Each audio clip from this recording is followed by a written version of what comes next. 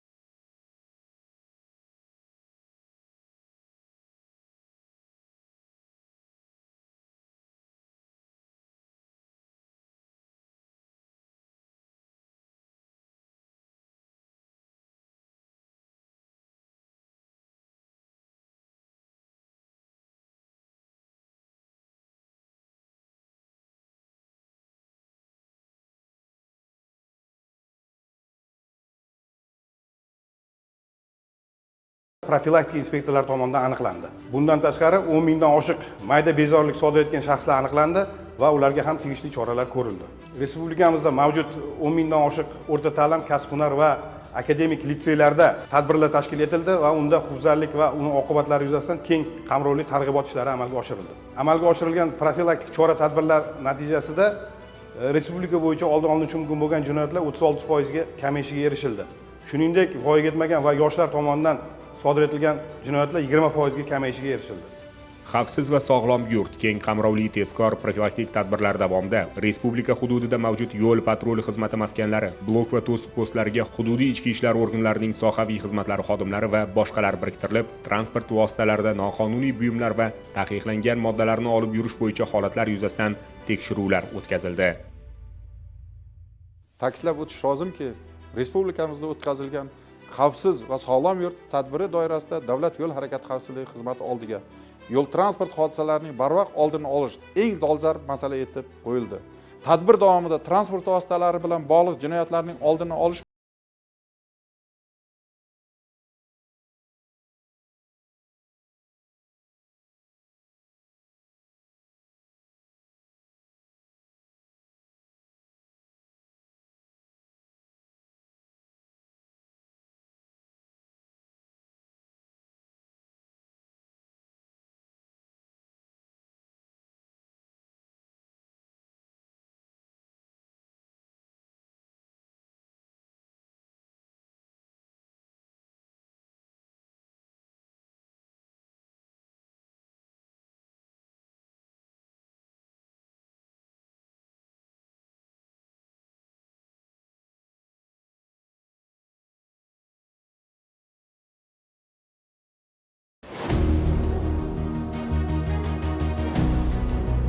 Qo'riqlash xizmati bo'linmalari tomonidan tezkor harakatlanuvchi guruhlar tashkil etilib, 10 ta qo'riqlash patrul guruhi tuzildi. Qizil toifaga kiritilgan Samarqand shahrining Ko'kmachit, Daxbediy, Salovat, Namangan shahrining Bunyodkor va Sharq Tongi mahallalarida qo'riqlash patrul guruhlari faoliyati yo'lga qo'yildi. Mahallalarda jami 2345 ta kuzatuv kameralari o'rnatildi. Qo'riqlash bo'linmalarining tezkor harakatlanish guruhlari tomonidan 950 marta tashvish xabarlari bo'yicha voqea joyiga chiqishlar amalga oshirilib, qo'riqlanayotgan obyektlarda jamoat tartibini buzish holatlarining oldi olindi. Qo'riqlash bo'linmalari xodimlari tomonidan tadbir jarayonida jami 1837 ta ma'muriy huquqbuzarliklar aniqlandi. O'g'irlik jinoyatlarini oldini olish, qo'riqlash xizmatining afzalliklarini targ'ib etish bo'yicha mahallalarda 1851 marta targ'ibot tadbirlari amalga oshirildi.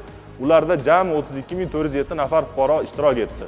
Aholi salomatligini ta'minlash borasida olib borilgan tadbirlar natijasida sog'liqni saqlash tizimi mutaxassislari bilan hamkorlikda 11906 nafar shaxslar majburiy davolanishga, 37000 nafar shaxslar hushyorxonaga, nazoratsiz va qarovsiz qolgan 2232 nafar voyaga yetmaganlar markazlarga, 571 nafar shaxslar esa reabilitatsiya markaziga joylashtirilib, ularning salomatligini tiklash bo'yicha tibbiy va psixologik ko'mak ko'rsatildi. Xavfsiz va sog'lom yurt tadbirini ahamiyati birinchi navbatda o'sha yoshlarimizni to'g'ri yo'l tanlashga hamda kelajakda bu giyohvandlik kasalligi va narkologik kasalliklariga qaysidir ma'noda tushunmagan holatda kirib qolishini oldini olishga juda katta yordam beradi. Chunki yoshlarimiz o'rtasida shunaqa bir holatlar bo'ladiki, psixotrop moddalar, kuchli ta'sir qiluvchi moddalar yoki sintetik turdagi narkotik moddalarni hech qanaqa zararli oqibati yo'q, ertaga sen hamma muammongni hal qiladi degan bir yolg'on fikrlar bor. Yoki bo'lmasa shunaqa bir yoshlar o'rtasida fikrlar borki, shu moddani iste'mol qilsang senga energiya beradi. Lekin buni hech qanaqa ta'siri yo'q. Bir marotaba iste'mol qilasan, qaytib bu yo'lga kirmaysan degan tushunchalar bor.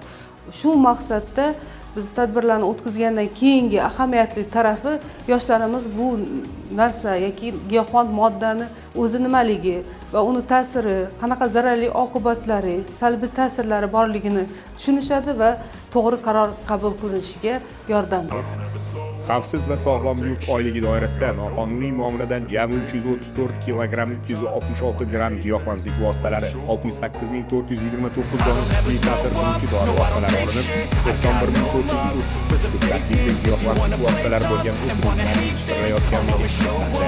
Jumladan 640 gramm geroin, 124 kilogramm 170 gramm kokain, 94 kilogramm 759 gramm tashish, 52 kilogramm 26 gramm marihuana, 9 kilogramm 548 gramm ko'kdor, 22 kilogramm 899 gramm sintetik giyohvandlik vositalarining noqonuniy muomalasiga chek qo'yildi. Oylik doirasida internet ijtimoiy tarmog'i orqali narkotiklarning savdosi bilan shug'ullanuvchi narko do'konlar, ularning administrator va operatorlari, pochtalar ichidagi kladmenlar va zakladchilarni aniqlash hamda faoliyatiga chek qo'yish borasida tezkor tadbirlar. Xususan, jami 75 ta pochtalar ichidagi zakladchilar bilan bog'liq holatlar aniqlandi. Ulardan 100 kilogrammdan oshiq giyohvandlik vositalari.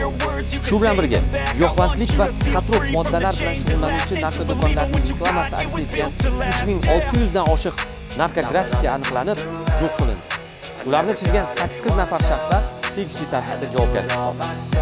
O'tkazilgan tezkor qidiruv tadbirlari natijasida jami 2846 ta ma'muriy huquqbuzarliklar bo'yicha belgilangan tartibda chora ko'rildi. 2200 jinoyat ishlari qo'zg'atilib, gumonlanuvchi tariqasida qo'lga olingan shaxslardan 779 nafariga qamoq ehtiyot chorasi qo'llanildi. Mazkur yo'nalishda amalga oshirilgan ishlar doirasida nafaqat ichki ishlar prokuratura organlari, barcha mutasaddi tashkilotlarning hamkorligi yo'lga qo'yildi. Kiritilgan vaziyati og'ir bo'lgan mahallalar tegishli ichki ishlar prokuratura, Milliy gvardiya, boshqa tashkilotlar rahbarlari biriktirilgan bo'lib, ularda iqtisodiy, ijtimoiy ahvoldan boshlab toki jinoyatchilikni keltirib chiqarish mumkin bo'lgan omillarga qarshi kurashish bo'yicha chora-tadbirlar belgilab olindi. Xavfsiz va sog'lom yurt tadbirlari doirasida aniqlangan holatlar bo'yicha o'tkazilayotgan tergovga qadar tekshiruv va tergov harakatlari doimiy nazoratga olinib, bunda jinoyat sodir etgan shaxslarninggina emas, balki jinoyat va huquqbuzarliklarni keltirib chiqarayotgan omillarga qarshi kurashish bo'yicha mansabdorlarning xatti-harakatlariga huquqiy baho berib kelindi. Faol tadbirlar davomida qo'lga olingan shaxs va jinoiy guruhlardan 113 ta pnevmatik qurol, 99 ta ov quroli, 1021 ta patron, 2452 dona sovuq qurollar olindi.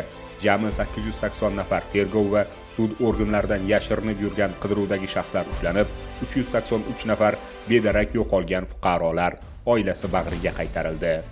Hamkorlikda olib borilgan xizmat faoliyati hamda tizimli ish jarayoni raqamlarda ham o'z ifodasini topib, jinoyatchilikni jilovlashda samarali natijalarga erishildi. Xavfsiz va sog'lom yurt oyligi doirasida amalga oshirilgan ishlar hamda profilaktik tadbirlar natijasida 15 apreldan 15 may kuniga qadar bo'lgan vaqt oralig'ida o'tgan 30 kunga nisbatan respublikada oldini olish mumkin bo'lgan jinoyatlar 36% ga yaxshilandi. Jami jinoyatlar 30% ga, axborot texnologiyalari sohasidagi jinoyatlar 53% ga kamaydi. Xodimlarning tashabbuslari natijasida aniqlanadigan jinoyatlarning ko'rsatkichi esa 30% ga ko'payishga erishildi. Umuman olganda, xavfsiz va sog'lom yurt oyligi minglab yoshlarni giyohvandlikning tubsiz botqog'idan qutqardi. Yuzlab kilogramm zahri qotilning mamlakatimiz bo'ylab tarqalishining oldi olindi. Ko'plab yurtdoshlarimiz, yosh yigit-qizlar yana sog'lom hayotga, oilasi bag'ridagi baxtiyor turmush tarziga qaytarildi. Ichki ishlar vazirligi tomonidan bu kabi samarali loyihalar kelgusida boshqa yo'nalishlarda ham davom ettiriladi.